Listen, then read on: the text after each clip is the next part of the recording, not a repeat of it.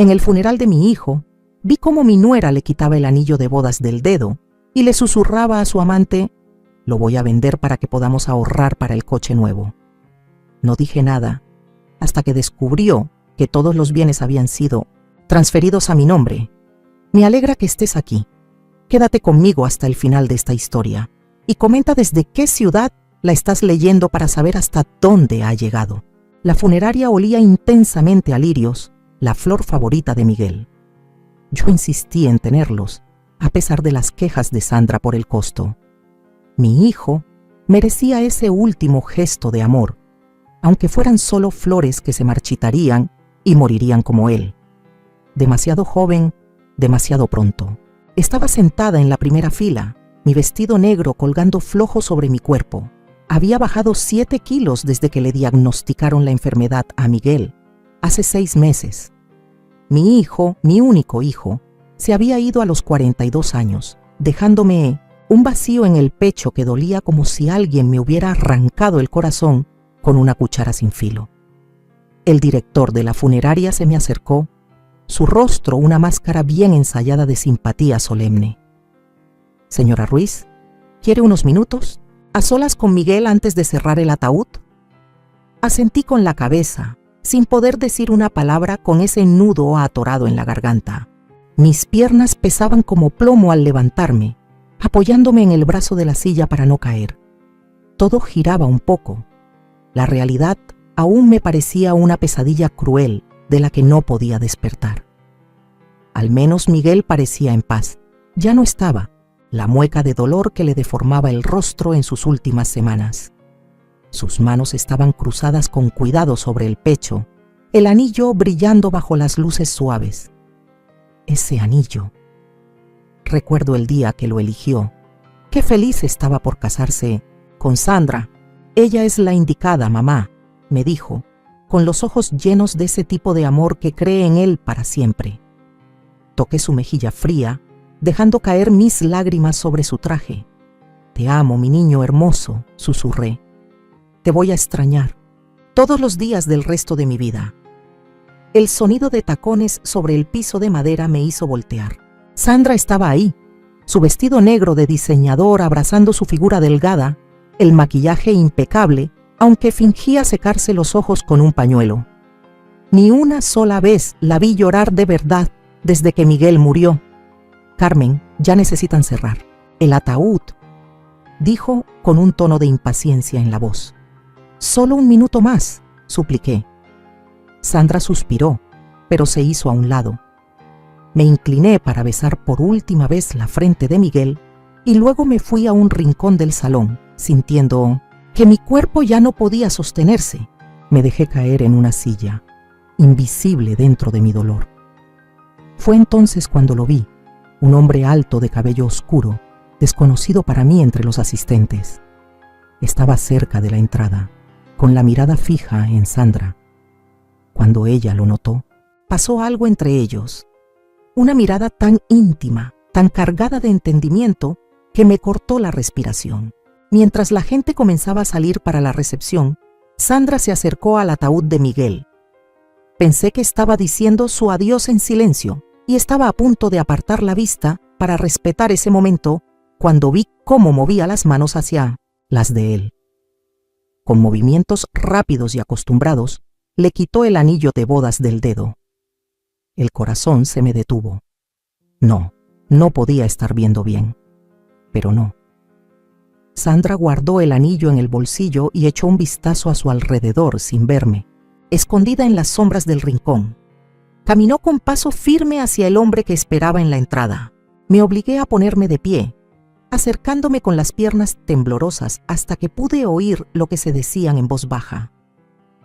«¿Lo tienes?», preguntó él, hablando casi en susurro. Sandra dio una palmadita a su bolsillo, con una sonrisa discreta en los labios.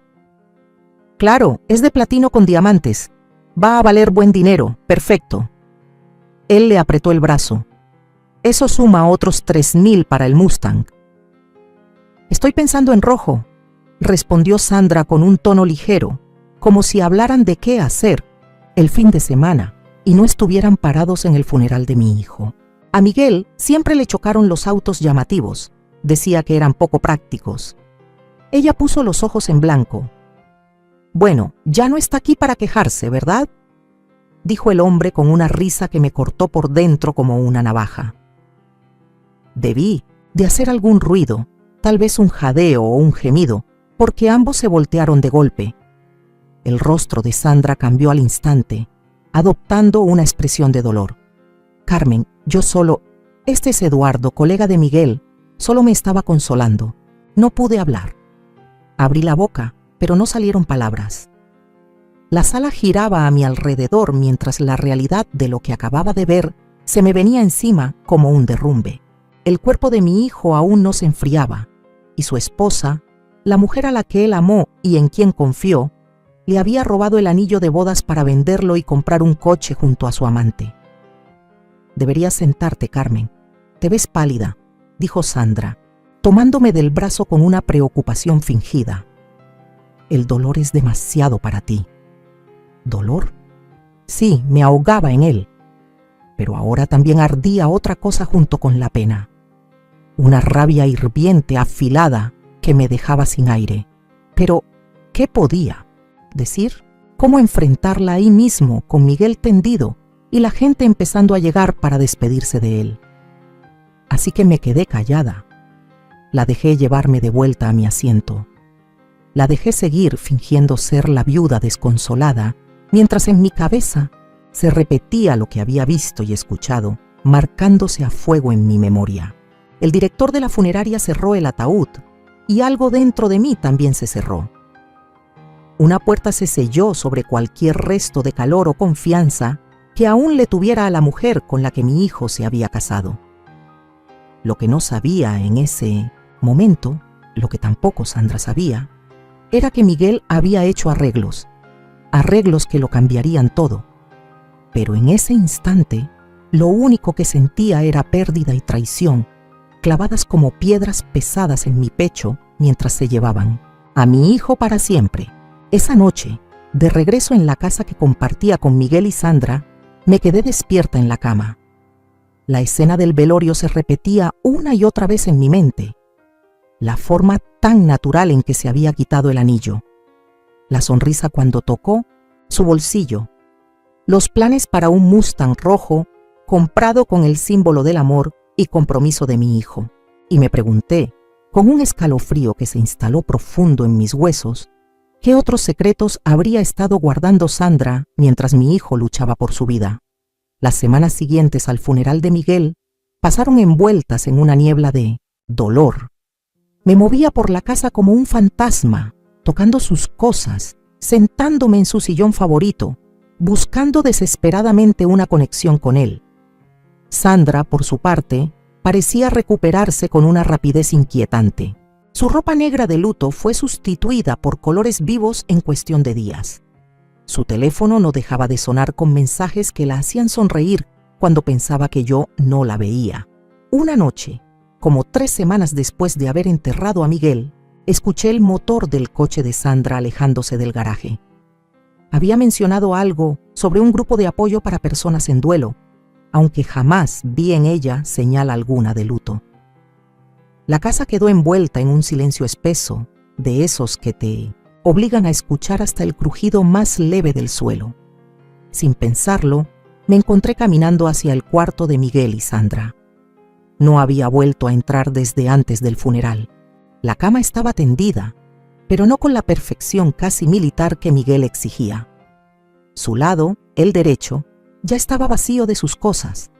Sus lentes de lectura, la pila de revistas médicas, el tubo de crema para su piel reseca, todo había desaparecido.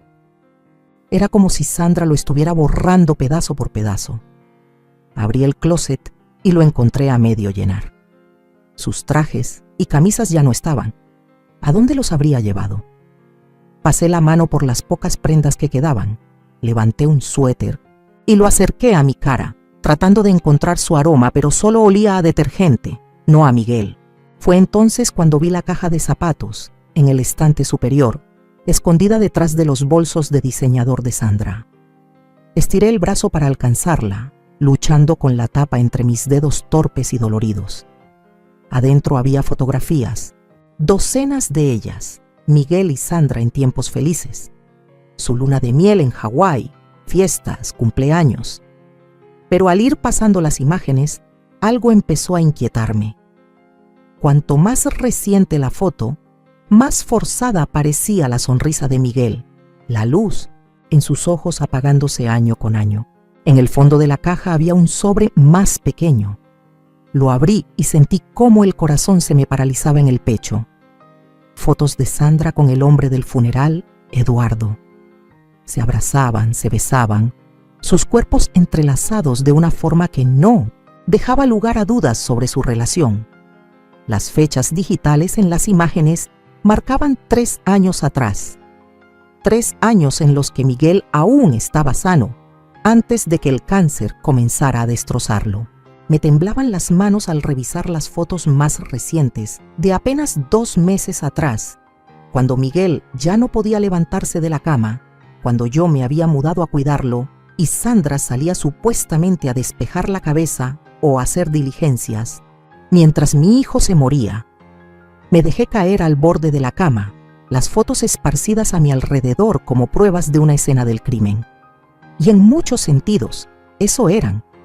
El asesinato de un matrimonio, de la confianza, de los votos pronunciados y luego pisoteados. Un cajón del buró del lado de Sandra estaba entreabierto. No debía mirar, lo sabía, pero mi mano se movió sola y lo abrió por completo. Dentro había una carpeta de cuero, estados de cuenta bancarios, recibos de tarjetas de crédito y un folder rotulado como Tratamiento de M. Miguel tenía un excelente seguro médico, gracias a su trabajo como administrador en un hospital. Aún así, había gastos significativos que no cubría, tratamientos experimentales, medicamentos fuera del plan y una dieta especial que el oncólogo había recomendado. Había ofrecido ayudar con mis modestos ahorros, pero Sandra insistió en que todo estaba bajo control. Sin embargo, los estados de cuenta contaban otra historia. Retiros del fondo común. Miles de dólares extraídos los mismos días que había citas con especialistas a las que Miguel estaba demasiado débil para asistir solo.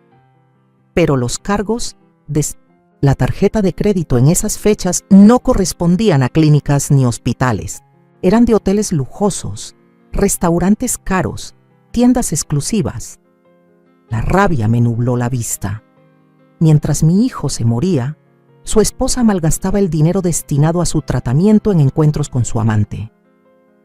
Escuché la puerta principal abrirse y rápido volví a guardar todo en el cajón, colocando de nuevo la caja de zapatos en el estante. Salí del cuarto justo cuando los tacones de Sandra resonaban en el pasillo.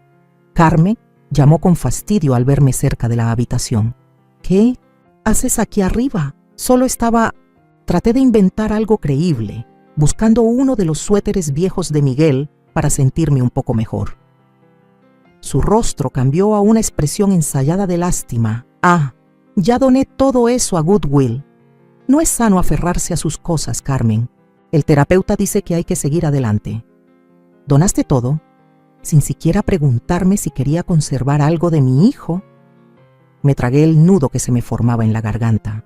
Tienes razón, logré decir, aunque las palabras me supieron a ceniza. Debería descansar. Buena idea, respondió, ya dándose la vuelta. Su celular volvió a sonar. Salgo temprano mañana. Es por trabajo. Sandra no trabajaba. Había renunciado a su puesto como higienista dental cuando Miguel consiguió un ascenso hace 3 años. Justo cuando comenzó el engaño, lo entendí ahora, esa noche en la que no pude dormir, mientras las piezas de un rompecabezas cruel caían en su sitio. Las llamadas nocturnas durante la enfermedad de Miguel, que Sandra contestaba en otra habitación. Los supuestos amigos del trabajo que enviaban arreglos florales carísimos, pero jamás venían a visitarlo. La forma en que Miguel a veces miraba a Sandra con una duda en los ojos que ella nunca respondía. Lo sabía, mi dulce y confiado hijo había descubierto la traición de su esposa mientras luchaba por su vida. El corazón se me rompió otra vez solo de pensarlo. Al amanecer siguiente, Sandra salió antes de que el sol asomara, vestida con un traje ajustado que no tenía nada de profesional. Esperé a que su coche desapareciera por la calle y fui directo a la oficina de Miguel, la única habitación donde Sandra casi nunca entraba. Su computadora portátil ya no estaba, pero el archivador seguía allí. Encontré la llave de repuesto, pegada bajo el escritorio, justo donde siempre la había guardado desde que era adolescente, y escribía diarios que quería mantener lejos de su madre entrometida. El archivador estaba impecablemente organizado. Registros médicos, papeles de la casa, pólizas de seguro. Al fondo del último cajón, hallé una carpeta marcada solo con una A.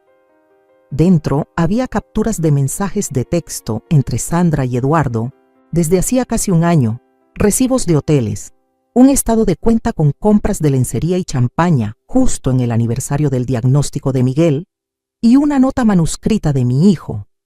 Mamá, si estás leyendo esto, lo siento mucho. No quería preocuparte mientras estaba enfermo, ya dejé todo arreglado. El abogado te explicará. Te amo. Siempre te he amado. Siempre lo haré. El papel se arrugó entre mis manos temblorosas mientras las lágrimas me empañaban la vista. Miguel lo sabía. Descubrió la traición de Sandra y lo ocultó para no causarme más dolor en sus últimos días. ¿Pero qué planes había hecho? ¿Y por qué me pedía disculpas? El sonido de la puerta principal al abrirse me sobresaltó. Sandra no debía volver hasta la noche. Rápido, devolví la carpeta a su lugar y cerré el gabinete, limpiándome las lágrimas mientras salía apresurada del despacho. En el pasillo, casi choqué con Eduardo, el hombre del velorio, el amante de Sandra, que salía del cuarto de huéspedes con una maleta en la mano. Señora Ruiz, dijo, claramente sorprendido de verme. Pensé que hoy tenía su club de lectura. No tengo club de lectura. Sandra también le había mentido. Yo vivo aquí, respondí sin rodeos, con una firmeza que no esperaba de mí misma. ¿A dónde llevas eso? Sandra me pidió que ayudara a mover unas cosas. Desvió la mirada. Para donar. Otra mentira. Reconocí la maleta de inmediato. Era de Miguel, la que llevaba en sus ingresos nocturnos al hospital durante el tratamiento. Allí guardaba su diario, su tableta, sus cosas personales. Esa es de mi hijo, dije. Devuélvela ahí a su sitio. Eduardo titubeó, echando un vistazo hacia la puerta. Me giré y vi a Sandra allí, parada, el rostro encendido de rabia y algo más. Miedo. Carmen, dijo con una voz melosa, pero con los ojos tan fríos como el mármol.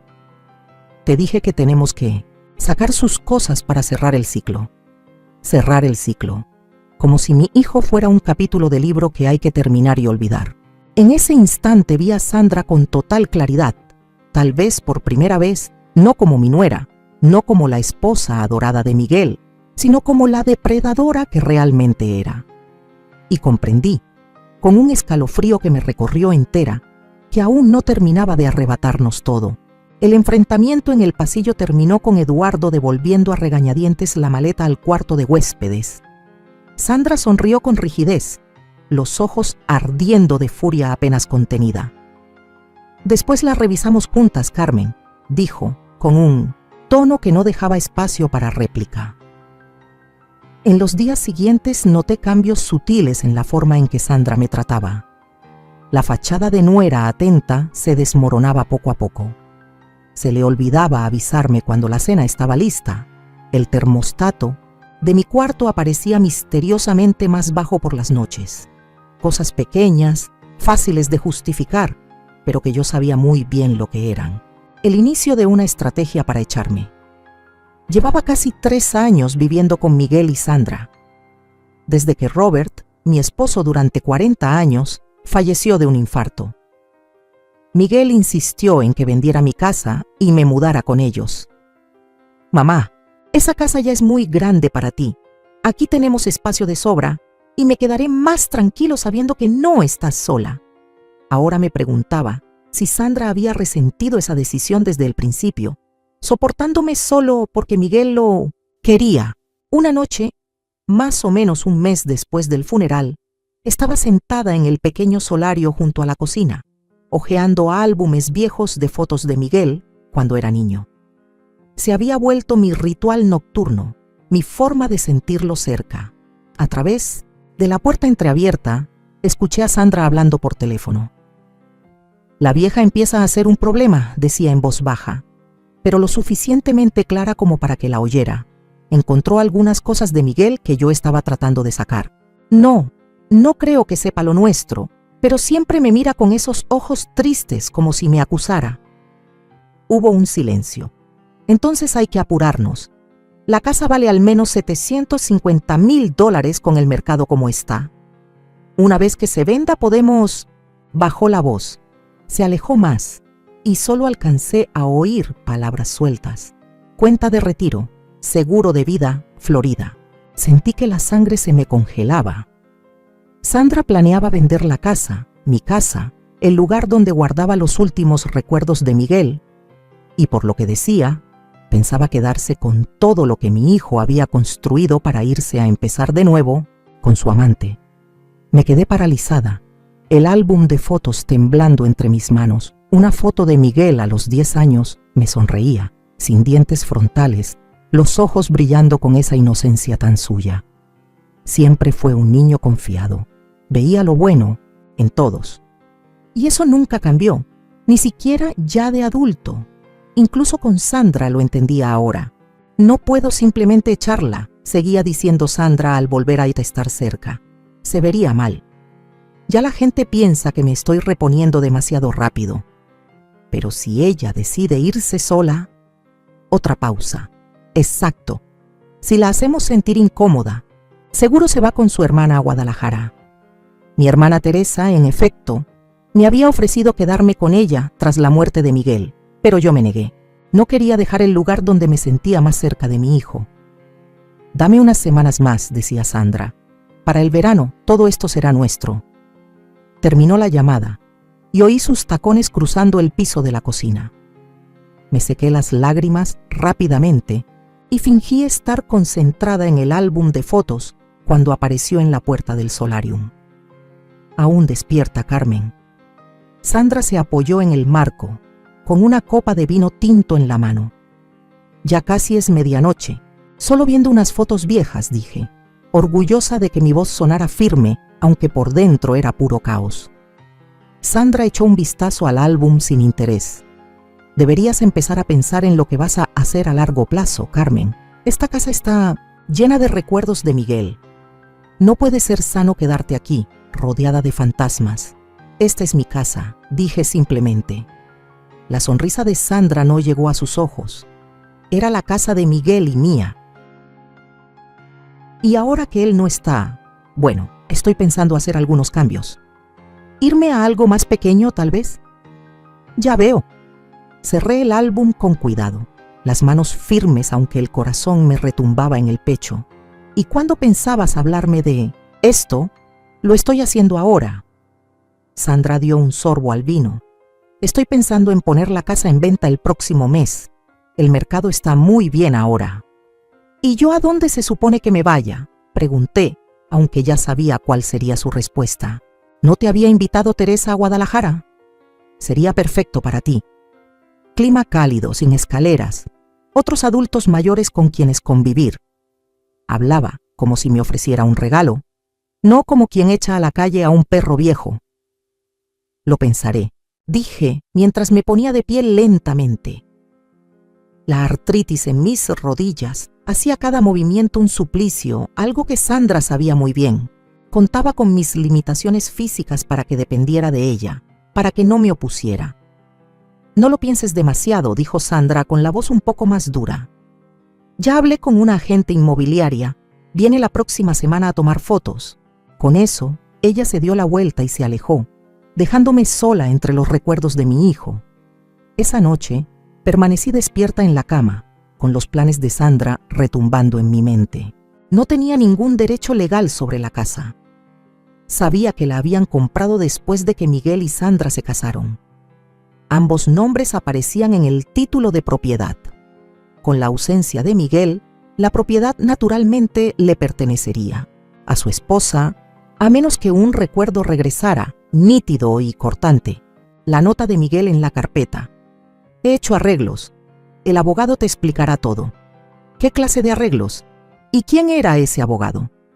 Miguel nunca me mencionó ningún trámite legal. A la mañana siguiente, esperé a que Sandra saliera a su clase de yoga, que ahora asumía era solo una excusa para encontrarse con Eduardo antes de regresar a la oficina de Miguel. Revisé sus contactos, su calendario, buscando cualquier mención de un abogado o citas legales. Nada. Estaba a punto de rendirme cuando vi una tarjeta de presentación escondida en el marco de la foto familiar sobre su escritorio. Javier Morales, abogado, con un número de teléfono. Con las manos temblando, marqué el número. Oficinas Legales Morales, respondió una voz femenina, amable. Sí, hola, dije, sin estar segura de cómo continuar. Me llamo Carmen Ruiz. Mi hijo era Miguel Ruiz. Él falleció el mes pasado. Una pausa. Señora Ruiz. Sí, estábamos esperando su llamada. El señor Morales ha intentado contactarla, pero el número que teníamos parece estar desconectado. Mi viejo celular. Había olvidado pagar la cuenta en medio del caos después de la muerte de Miguel, y Sandra, con su habitual tono servicial, me había sugerido cancelar el servicio ya que casi no lo usaba. Lo lamento, respondí. Miguel dejó una nota diciendo que hablara con su abogado. ¿Es el señor Morales? Sí, señora. El señor Morales se encargó de los asuntos de su hijo. Me pidió que agendara una cita tan pronto usted llamara. ¿Le parece bien mañana a las 10? Mañana. Sandra tenía su cita habitual en la peluquería los jueves. Ni siquiera notaría que no estaba. Sí, respondí, sintiendo un leve cosquilleo de algo que no había sentido en meses. Esperanza. Mañana a las 10 está perfecto. Al colgar, miré la foto familiar en el marco.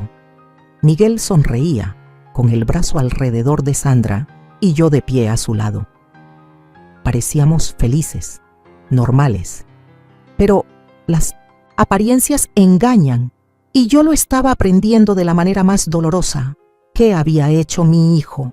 ¿Qué clase de arreglos había preparado en sus últimos meses? ¿Y serían suficientes para detener los planes de Sandra de desecharme como un estorbo del pasado? A la mañana siguiente, me vestí con cuidado con mi traje azul marino, el mismo que usé para la graduación universitaria de Miguel, luego en su boda y por último en su funeral. Sandra apenas levantó la vista de su celular cuando le mencioné que saldría a tomar un café con una vieja amiga. Parecía incluso aliviada de tenerme fuera de la casa. La oficina del señor Morales estaba en un edificio modesto en el centro, sin lujos, pero profesional y bien cuidado. La recepcionista, la misma voz amable del teléfono, me llevó a una sala de reuniones cómoda, donde un hombre de unos 60 años, con cabello entrecano y ojos bondadosos, se levantó para saludarme. Señora Ruiz, soy Javier Morales. Lamento mucho su pérdida. Miguel hablaba de usted con frecuencia y con mucho cariño. Su tono sincero me hizo brotar lágrimas. Gracias, logré decir. Conocía bien a mi hijo. Fuimos juntos a la Facultad de Derecho, aunque yo terminé y él se cambió a Administración en Salud, explicó el señor Morales, señalándome para que me sentara. Seguimos siendo amigos. Hace como 8 meses, Miguel me buscó para actualizar su testamento y hacer otros arreglos. 8 meses atrás, justo antes de que le dieran el diagnóstico. ¿Qué tipo de arreglos?, pregunté con la boca seca de repente. El señor Morales abrió una carpeta sobre la mesa. Señora Ruiz, ¿sabía usted que Miguel sospechaba que su esposa le era infiel? La pregunta directa me sacudió. Hace poco encontré pruebas, confesé, pero no sabía que Miguel lo sabía. El señor Morales asintió con seriedad. Miguel contrató a un investigador privado el año pasado después de descubrir unos mensajes sospechosos en el celular de Sandra. El investigador confirmó sus sospechas. Sandra llevaba años teniendo una relación fuera del matrimonio. Me dolió el alma imaginar a mi hijo cargando con ese secreto solo. ¿Por qué no la dejó? Estaba considerando hacerlo, dijo el señor Morales. Pero luego vino el diagnóstico de cáncer. Miguel decidió no sumarle un proceso de divorcio a su lucha contra la enfermedad. Sin embargo, sí tomó medidas para proteger sus bienes y a usted. Me deslizó varios documentos por la mesa. Hace 6 meses, Miguel transfirió la propiedad de la casa a un fideicomiso que creó a su nombre. También movió sus cuentas de retiro, su póliza de seguro de vida y la mayoría de sus activos a ese mismo fideicomiso, dejándola como única beneficiaria. Me quedé mirando los papeles, incapaz de procesar lo que oía. Pero la casa, el nombre de Sandra está en el título. Lo estaba, confirmó el señor Morales. Pero Miguel agregó una cláusula cuando la compraron, que le daba el derecho de comprar su parte. Ejerció ese derecho y le pagó por su mitad, que ella aceptó sin leer la letra pequeña. La casa ahora pertenece completamente al fideicomiso en vida de Carmen Ruiz. Me temblaban las manos al tocar los documentos. Ella no lo sabe. No, dijo él. Miguel mantuvo estos arreglos en secreto. No quería enfrentarse a su reacción durante la enfermedad. Una risa amarga se me escapó. Ella ha estado planeando vender la casa, llevárselo todo y dejarme sin nada. El rostro del señor Morales se endureció. Ella no tiene ningún derecho legal para vender la propiedad. De hecho, según los términos del fideicomiso, tiene 60 días desde la muerte de Miguel para desalojar la casa, a menos que usted, como fideicomisaria, le permita quedarse. ¿60 días? Ya íbamos por la mitad. Hay más, dijo el señor Morales, sacando otro documento. Miguel dejó una carta para usted, con instrucciones de entregársela cuando viniera a verme. Me pasó un sobre sellado con mi nombre escrito en la letra inconfundible de Miguel. Rompí el sello con dedos temblorosos y desplegué la hoja. Mamá, si estás leyendo esto es porque ya me fui y descubriste la verdad sobre Sandra.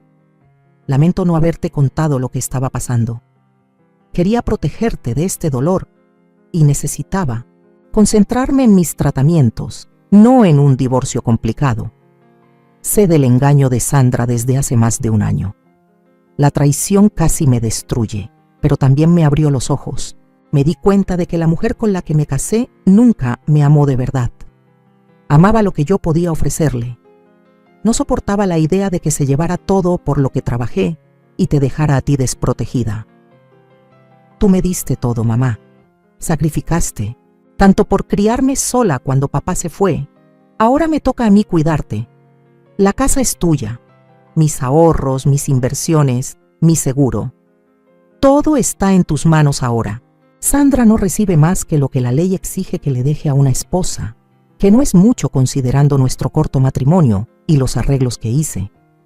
No dejes que te manipule con culpas ni llantos falsos. Ella mostró su verdadero rostro hace tiempo.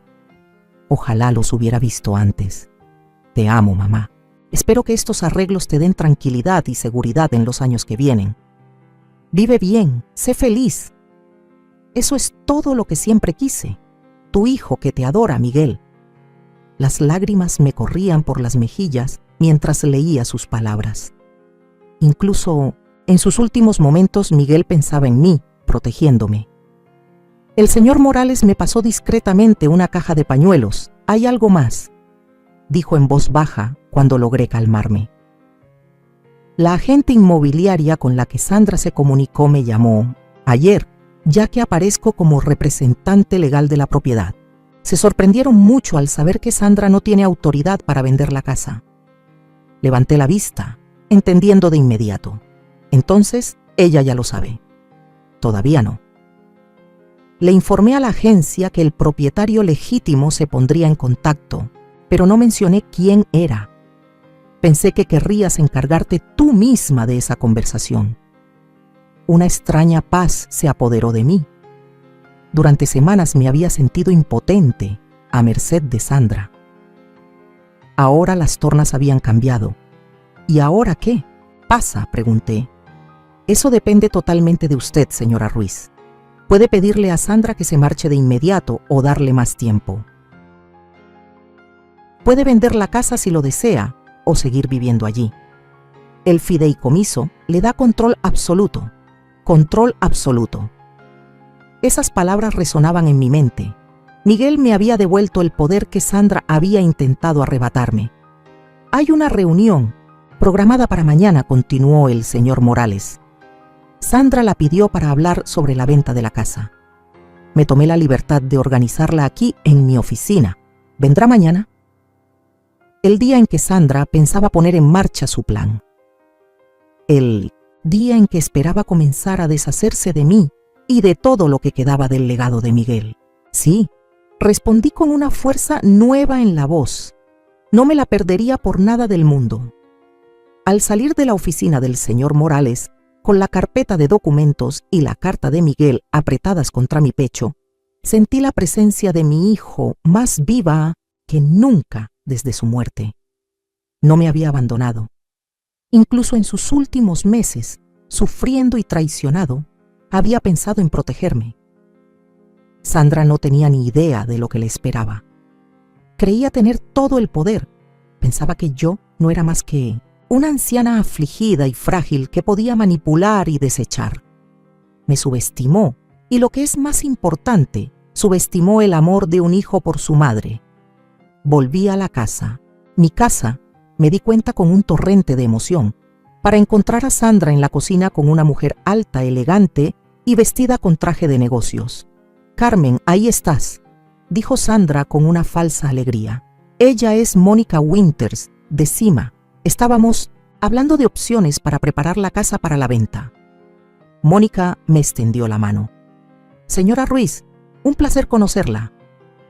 Le decía a Sandra que esta propiedad podría venderse muy rápido en el mercado actual. Le estreché la mano, sonriendo. «Con calma, qué interesante. ¿Irás a la reunión mañana en la oficina del señor Morales?». La sonrisa de Sandra se congeló. «¿Qué reunión? ¿Quién es el señor Morales?». «El abogado de Miguel», respondí, observando su rostro con atención. «Parece que hay cierta confusión con respecto a la casa. La reunión es a las 10 de la mañana. Supuse que ya lo sabías». El color de su rostro palideció un poco. «No, nadie me mencionó ninguna reunión». «Bueno, seguro que es solo un trámite», dije aún sonriendo. «Estarás allí, ¿verdad?». Sus ojos se entrecerraron. «Por supuesto. Llamaré a Eduardo. Él conoce las leyes inmobiliarias. Puede acompañarme». «Maravilloso», dije mientras subía las escaleras. «Cuantos más, mejor». Esa noche dormí mejor que en todo el tiempo desde el diagnóstico de Miguel. El día siguiente traería un ajuste de cuentas que Sandra jamás vio venir. Y aunque no sentía placer ante el golpe que se avecinaba, no pude evitar una sensación de justicia. Miguel me había protegido una última vez. Ahora me tocaba a mí proteger su legado de la mujer que lo traicionó de la forma más ruin. Esa mañana, Sandra estaba inusualmente callada mientras manejábamos hacia la oficina del señor Morales. Se había vestido con esmero en un traje pantalón negro elegante, su atuendo de poder, el mismo que usaba cuando acompañaba a Miguel a sus citas médicas, en esos momentos donde había que tomar decisiones importantes. Eduardo nos esperaba en el estacionamiento, rebosante de seguridad, con su traje caro y portafolio de cuero. «No te preocupes», murmuró a Sandra mientras entrábamos al edificio, sin molestarse en bajar la voz. «Probablemente sea solo un tema menor de papeleo. Lo resolveremos». No dije nada, dejándolos creer que era solo una anciana confundida que los acompañaba por cortesía. La recepcionista me reconoció y me saludó con calidez. «Señora Ruiz, el señor Morales la está esperando. Pase, por favor». Sandra frunció el ceño ante tanta familiaridad, pero me siguió a la sala de reuniones donde el señor Morales ya estaba de pie aguardando. Una joven estaba sentada a su lado con una laptop abierta, seguramente su asistente legal. «Señora Ruiz, qué gusto verla de nuevo», dijo el señor Morales, estrechando mi mano antes de girarse hacia Sandra con un tono mucho más frío. «Gracias por venir, señora Ruiz». Los ojos de Sandra se movían entre nosotros. «De nuevo, ya se conocían. Ayer», confirmé con calma mientras tomaba asiento. El rostro de Sandra se descompuso por un segundo antes de recomponerse, señalando a Eduardo. «Este es Eduardo Reynolds, mi amigo. Tiene experiencia en derecho inmobiliario». «Qué conveniente», comentó el señor Morales con sequedad, sin ofrecerle la mano. «Tomen asiento, por favor». Ya todos sentados, el señor Morales abrió una carpeta idéntica a la que me había entregado el día anterior. «Estamos aquí para discutir el estado de la propiedad en calle de los Álamos 58, actualmente ocupada por la señora Carmen Ruiz y la señora Sandra Ruiz». «Sí», dijo Sandra, inclinándose hacia adelante completamente en modo negocios. «He decidido vender la propiedad. Como viuda de Miguel, la casa me corresponde y yo... Me temo que eso no es correcto», interrumpió el señor Morales con un tono profesional pero firme. «La propiedad en cuestión pertenece al fideicomisos vitalicio de Carmen Ruiz, establecido por Miguel Ruiz hace 6 meses. Sandra parpadeó, como si la información no acabara de hacer clic. «¿De qué está hablando? Mi nombre está en la escritura. Miguel y yo compramos esa casa juntos». «Al principio sí», asintió el señor Morales. «Sin embargo, el año pasado, Miguel ejerció la cláusula de compra de su contrato de copropiedad. Compró su parte de la propiedad y transfirió toda la titularidad al fideicomiso». Eduardo se inclinó hacia adelante, adoptando su papel de abogado. «Eso es imposible. Sandra tendría que haber firmado documentos para autorizar esa transferencia». El señor Morales deslizó un documento sobre la mesa. «Lo hizo.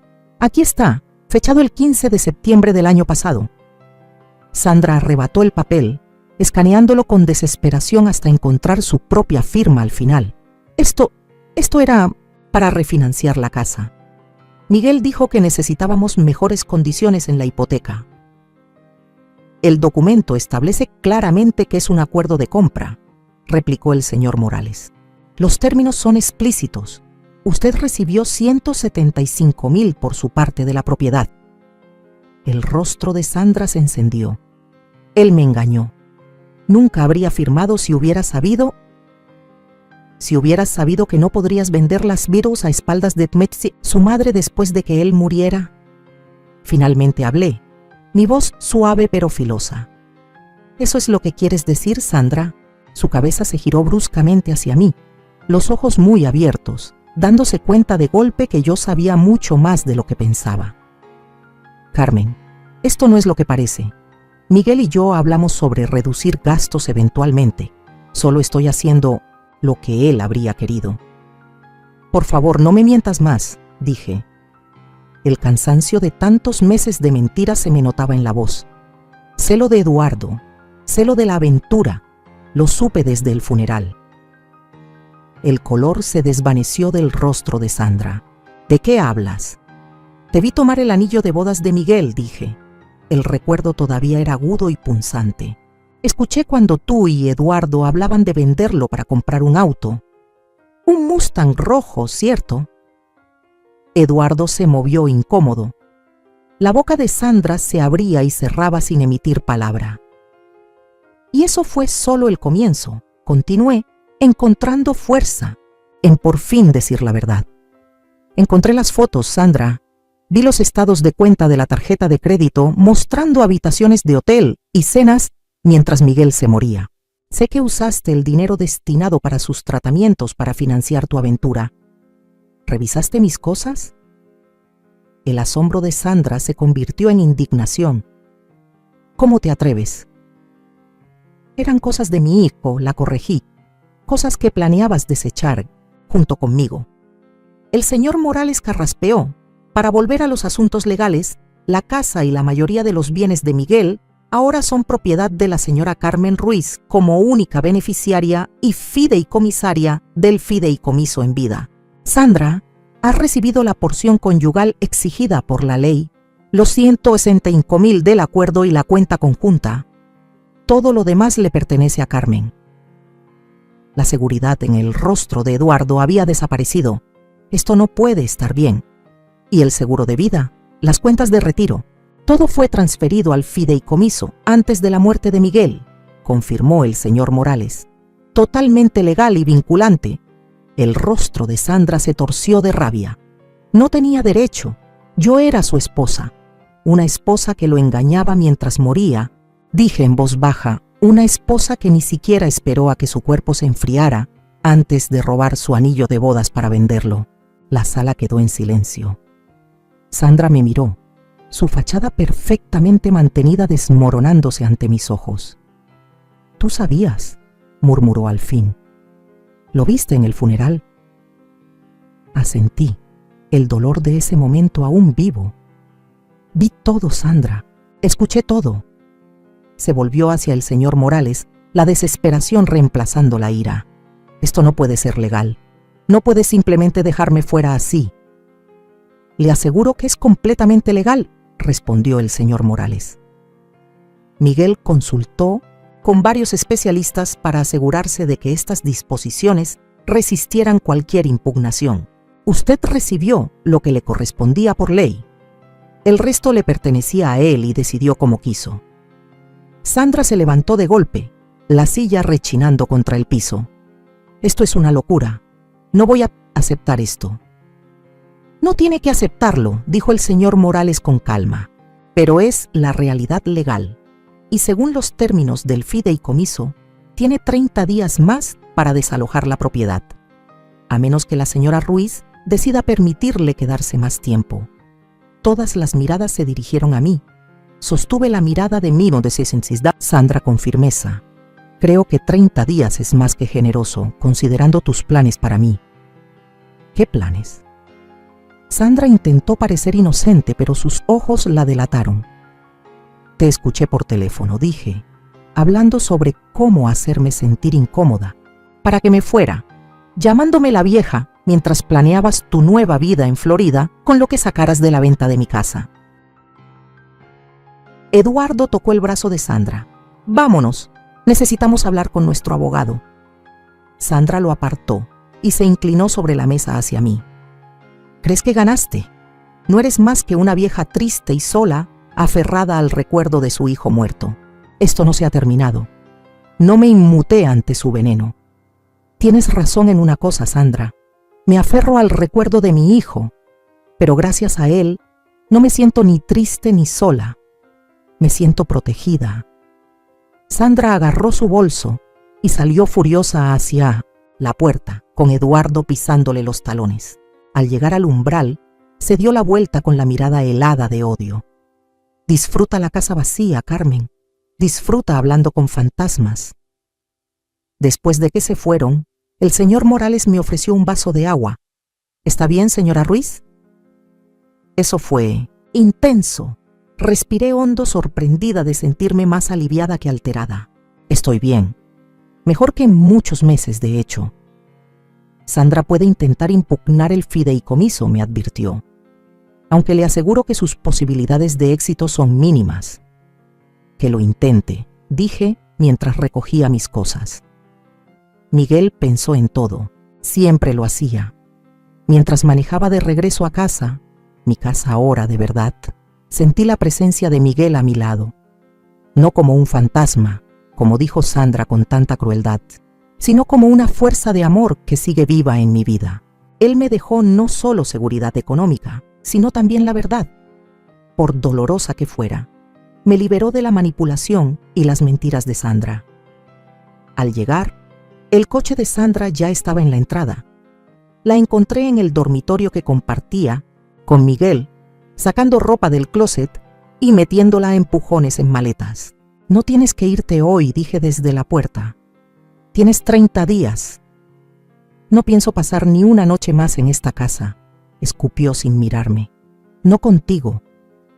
La observé por un momento. Esa mujer que mi hijo había amado, esa desconocida que lo había traicionado por completo. «¿Dónde está?». Pregunté en voz baja. Sandra se detuvo, con un puñado de blusas de seda apretadas en el puño. ¿Dónde está qué? El anillo de bodas de Miguel, el que tomaste en el funeral. Se volteó despacio, con el rostro cerrado. ¿Para qué? Es solo un pedazo de metal. Era un símbolo de su amor, dije. Un amor que significaba algo para él, aunque para ti no. Sandra me miró fijamente un largo momento. Luego abrió su joyero sobre la cómoda. Sacó la banda de platino, la sostuvo un instante en su palma y luego la extendió hacia mí. Tómalo, dijo sin emoción. Ya no tiene valor para mí. Acepté el anillo, sintiendo su peso en la mano, más pesado de lo que parecía, como la carga de la verdad que ahora llevaba. Adiós, Sandra, dije, dándome la vuelta para dejarla con su equipaje. Carmen, me llamó detrás, con la voz repentinamente insegura. Él sabía sobre Eduardo y yo mientras estaba enfermo. Me detuve en la puerta, pensando si debía darle esa última verdad, si saberlo la dañaría o la ayudaría. Sí, dije, al fin. Él lo sabía todo. El sonido de su respiración entrecortada me siguió por el pasillo mientras me alejaba, con el anillo de Miguel apretado entre los dedos. La última parte de él, por fin de vuelta donde pertenecía. Sandra se fue ese mismo día, llevándose solo su ropa y cosas personales. El auto negro y brillante de Eduardo llegó al anochecer. Cargaron las maletas sin dirigirme la palabra. Los observé desde la ventana de la cocina mientras se alejaban, sin sentir ni triunfo ni amargura, solo un profundo sentido de cierre. En los días siguientes recorrí la casa con un nuevo propósito, recuperando espacios que antes estaban bajo la sombra de Sandra. Cambié las sábanas del dormitorio principal, reemplacé sus cuadros modernos por fotos familiares y llené el refrigerador con los alimentos que realmente me gustan, no esas comidas saludables de moda que ella imponía. El señor Morales me llamó una semana después para informarme que Sandra sí había consultado a otro abogado, pero le dijeron que impugnar el fideicomiso sería costoso y poco probable de ganar. Ya dejó el asunto, me dijo. Firmó los papeles, finales reconociendo los términos. No deberías tener más problemas con ella. Gracias, Javier, dije, ya tratándolo por su nombre como a alguien que había pasado de ser mi abogado a convertirse en un amigo. Miguel supo escoger bien al confiar en ti. Tu hijo era un hombre extraordinario, respondió Javier. Inteligente, considerado, y te quería con todo su corazón. Después de colgar, me quedé sentada en la oficina de Miguel, que ahora era mía, y observé la fotografía que seguía sobre el escritorio. La saqué del marco y con cuidado recorté la imagen de Sandra, dejando solo a Miguel y a mí. No se trataba de borrar el pasado, sino de enfocarme en lo que era auténtico. El amor entre madre e hijo había sido verdadero. Lo demás, solo una ilusión. 3 meses después de la partida de Sandra, estaba arreglando flores frescas en la sala cuando sonó el timbre. Abrí la puerta y me encontré con una joven cuyo rostro me resultaba familiar parada en el porche. Señora Ruiz. Carmen, dijo con cierta timidez. Soy Ana Sofía, la enfermera de Miguel en el Hospital Ángeles del Pedregal. No sé si me recuerda. Claro que sí, respondí con calidez, reconociendo a la mujer de rostro dulce que había cuidado de Miguel con tanta ternura durante su tratamiento. Por favor, pasa. Ana Sofía entró con una pequeña bolsa de regalo entre las manos. He querido venir desde hace tiempo. Quería darte esto, pero no estaba segura de que fuera el momento adecuado. Luego supe que Sandra se había ido y pensé, extendió la bolsa hacia mí. Miguel me dio esto para que lo guardara, como una semana antes de morir. Me hizo prometer que no se lo contaría a Sandra y que te lo daría cuando llegara el momento. Mis manos temblaban al tomar la bolsa. Dentro había una pequeña caja de terciopelo. La abrí y encontré un delicado relicario de oro colgado en una cadena. Dijo que era un regalo para tu cumpleaños, explicó Ana Sofía. Sabía que no estaría aquí para dártelo él mismo. Abrí el relicario con los dedos temblorosos. Adentro había una diminuta foto de Miguel de niño en un lado y de adulto en el otro. En la parte trasera estaba grabado: "El amor es eterno". Las lágrimas me nublaron la vista. Mi cumpleaños es la próxima semana. Él lo recordó. Ana Sofía sonrió con dulzura. Pensaba en todo. ¿Quieres un poco de té?, pregunté de repente, sin querer quedarme sola con lo que estaba sintiendo. Ana Sofía aceptó, y mientras nos sentábamos en la cocina, me compartió historias de Miguel durante su tiempo en el centro de tratamiento, su bondad con los otros pacientes, su optimismo inquebrantable, y cómo no dejaba de hablar de su madre. «Estaba tan orgulloso de ti», dijo Ana Sofía. Me contó cómo lo criaste sola cuando su padre se fue, cómo trabajabas en 2 empleos para pagarle la universidad, cómo nunca te quejabas, ni siquiera en los momentos más difíciles. No me había dado cuenta de cuánto necesitaba escuchar esas historias, esos fragmentos de Miguel que yo no viví. Sandra rara vez lo visitaba durante los tratamientos, continuó Ana Sofía con un dejo de desaprobación en la voz. Pero él siempre encontraba excusas para justificarla. Está ocupada con el trabajo, decía. Oh, se pone muy emocional al verme así. Asentí, recordando cómo Sandra siempre encontraba motivos para faltar a las citas más duras. Incluso entonces, él la protegía. Así era él. Ana Sofía asintió, siempre protegiendo a los demás. Cuando Ana Sofía se despedía, dudó un instante, en la puerta. «Espero que no te moleste la pregunta, pero ¿qué vas a hacer ahora? ¿Te quedarás en esta casa?» Miré alrededor del hogar que Miguel había construido, ahora transformado en mi espacio. «Sí, me voy a quedar. Aquí es donde me siento más cerca de él. Me alegra», dijo Ana Sofía. «Demasiada gente huye del dolor. Hace falta valor para quedarse y hacer las paces con él». Después de que ella se fue, me quedé de pie en el centro de la sala, con el relicario tibio en la palma de mi mano. Miguel lo había pensado todo, no solo los asuntos legales, sino también este último regalo de cumpleaños, esta muestra palpable de su amor por mí. 6 meses después de la muerte de Miguel, el timbre sonó de nuevo. Esta vez era Caroline, mi vecina de 3 casas más abajo. Antes éramos cercanas, pero Sandra había echado por tierra esa amistad, diciendo que Caroline era chismosa y vulgar. Ahora Caroline estaba en mi puerta con una cacerola y una sonrisa tímida. «Te he echado de menos, Carmen», dijo simplemente. «Pensé que tal vez podríamos almorzar algún día». Ese almuerzo nos llevó a más reuniones del club de lectura en mi casa, noches de películas con otros vecinos, trabajo voluntario en el hospital local. Poco a poco, mi mundo empezó a expandirse más allá del dolor que lo había definido durante tanto tiempo. Una tarde, mientras revisaba los libros de Miguel, encontré un diario escondido entre textos de medicina. Al abrirlo, reconocí la letra de mi hijo. «He hecho los arreglos con Javier. Mamá estará bien. Es extraño saber que no estaré, pero aún así planearlo. No dejo de pensar en lo que la vida me ha enseñado. Que el amor no siempre es lo que parece. Que la traición duele, pero no tiene por qué destruirte. Que el amor de mi madre fue lo único constante en lo que siempre pude confiar.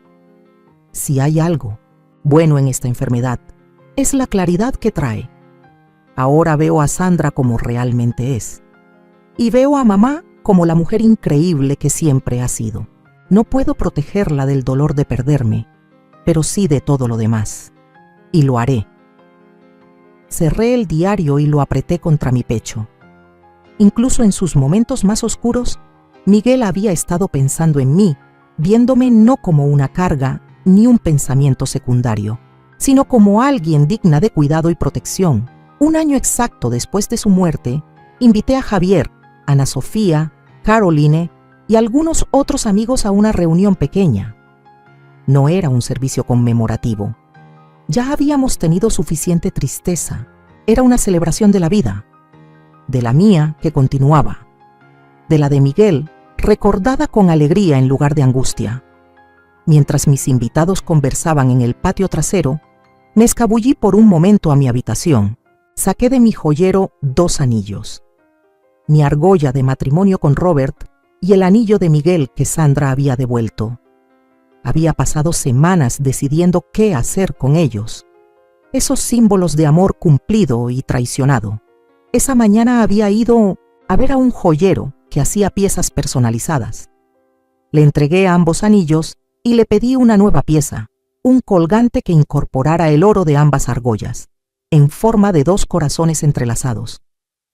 Algo nuevo creado a partir de lo viejo. Una transformación. De regreso a la fiesta, Caroline me ofreció una copa de vino. Te ves más liviana hoy, Carmen, en paz. Me toqué el relicario en el cuello, pensando en el nuevo colgante que pronto lo acompañaría. Lo estoy. Ha sido un camino largo. ¿Qué cambió?, preguntó. Consideré su pregunta, mirando a las personas que se habían convertido en mi familia, elegida. Dejé de permitir que otros definieran mi valor, dije al fin. Miguel siempre me vio con claridad. Reconoció mi fuerza, mi valía. A mí solo me tomó más tiempo verlo por mí misma. Esa noche, cuando todos se habían ido, me senté en el jardín que Miguel había sembrado, mirando cómo el atardecer teñía el cielo con tonos de naranja y rosa. La casa detrás de mí estaba en silencio, pero ya no vacía. Estaba llena de recuerdos, sí, pero también de nuevas posibilidades. Sandra se había equivocado aquel día en la oficina de Javier. No era una mujer triste y solitaria, aferrada a fantasmas. Era una mujer que había atravesado traiciones y pérdidas y había salido más fuerte. Una mujer que había comprendido que la protección verdadera no se encuentra en papeles legales ni en la seguridad económica, sino en saber cuánto vales. Volví a tocar el relicario, sintiendo la presencia de Miguel no como una sombra que me persigue, sino como un cimiento firme. Él me había dejado más que una casa o estabilidad. Me dio la verdad, aunque doliera, y la libertad para empezar de nuevo. En ese jardín al anochecer, con el aroma de sus rosas llenando el aire, le hice una promesa silenciosa a mi hijo. Viviría plenamente, encontraría alegría, honraría su último regalo, no quedándome en el duelo, sino abrazando cada día como algo sagrado. Sandra había tomado el anillo de mi hijo creyendo que podía robar y vender el símbolo de su amor, pero no logró comprender lo más esencial. El amor verdadero no se roba, no se vende, no se desgasta. Permanece, sobrevive a la traición, trasciende la muerte, convierte el dolor en fortaleza. Cuando cayó la noche y aparecieron las primeras estrellas en el cielo, susurré unas palabras que solo eran para Miguel y para mí. Gracias por protegerme una última vez. Ahora me toca a mí proteger tu recuerdo viviendo una vida digna de tu amor. El aire nocturno me envolvía como un abrazo. Y por primera vez, desde que perdí a Miguel, sentí no solo resignación o aceptación, sino una paz verdadera. Sandra se había llevado lo que creía valioso: objetos, estatus, una fachada de respeto, pero dejó pasar el verdadero tesoro, el lazo irrompible entre una madre y su hijo, un amor que ni siquiera la muerte puede apagar. Al final, esa fue la revelación más profunda de todas, que el amor, el verdadero amor, no necesita alianzas, ni anillos, ni símbolos para perdurar. Simplemente es, y siempre será la fuerza más poderosa del mundo. Ahora me da curiosidad saber de ti que escuchas mi historia. ¿Qué harías si estuvieras en mi lugar? ¿Has vivido algo parecido? Comenta abajo. Y mientras tanto, te dejo en la pantalla final 2 historias más que son de las favoritas del canal y seguro te van a sorprender. Gracias por mirar hasta el final.